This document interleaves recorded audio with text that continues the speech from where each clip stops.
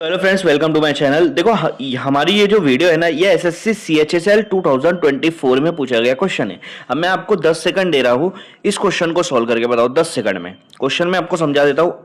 अरुण की जो सैलरी है पहले 50% डिक्रीज हो गई, उसके बाद फिर 50% इंक्रीज हो गई, तो उसकी सैलरी में कितना परसेंट का लॉस आया वो आपको निकालना है। 10 सेकंड में अगर आप निकालो, उसके बाद फिर मैं आपको सॉल्यूशन बताता हूँ। अरुण की सैलरी 50% डिक्रीज हुई, फिर उसके बाद 50% इंक्रीज हुई, तो कितना लॉस आया उसकी सैलरी में, वो परसेंटेज में निकालना है आपको। ठीक है, अब मैं बताता हूँ आपको। मान लो अरुण की सैलरी 100 रुपीज़ थी। ठीक है, अब 100 का 1% 1 रुपया होता है। ठीक है, तो 50% डिक्रीज हो गई, माइनस हो गई 50%, मतलब अब उसकी सैलरी कितनी होगी, 50 रुपीज़ हो गई, 50 रुपया। अब देखो, अब ये जो 50 रुपया है ये 100% के बराबर हो गया। ठीक है, अब यही हमारी सारी चीजें है, तो इसको 100% मानेंगे। अब इसमें से 25% इंक्रीज हो गई, कितना, 25%। 50 का 1% आधा होता है, उसका 2% 1 रुपया हो जाएगा। ठीक है, तो इसका 50% इंक्रीज हुआ ना, तो 50% इंक्रीज हुआ मतलब 25 रुपीज और इंक्रीज हो गया।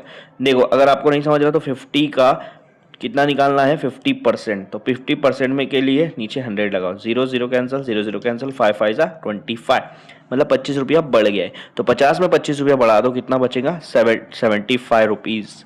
मतलब पहले 100 रुपीज़ सैलरी थी, अब कितनी हो गई, 75 रुपीज़। तो टोटल कितना लॉस हुआ उसका, पहले से शुरुआत से 25% का लॉस हो गया। ए ऑप्शन आपका करेक्ट आएगा।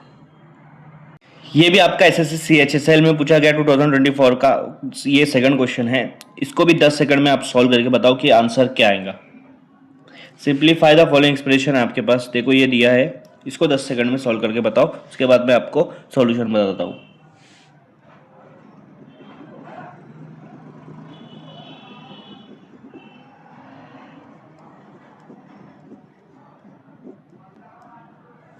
चलो मैं आपको सॉल्यूशन बताता हूँ। देखो 3 + 28, सबसे पहले ना यहाँ पर ब्रैकेट और पावर तो नहीं है, तो सबसे पहले डिवाइड को हम लोग सॉल्व करेंगे। तो मैं देखो 28 और 35 डिवाइड में है, तो इसको मैं ऐसे लिख लेता हूँ, 28 डिवाइड बाय 35। ठीक है, उसके बाद मल्टीप्लाई 15 है, +4 है, -3 × 4 है।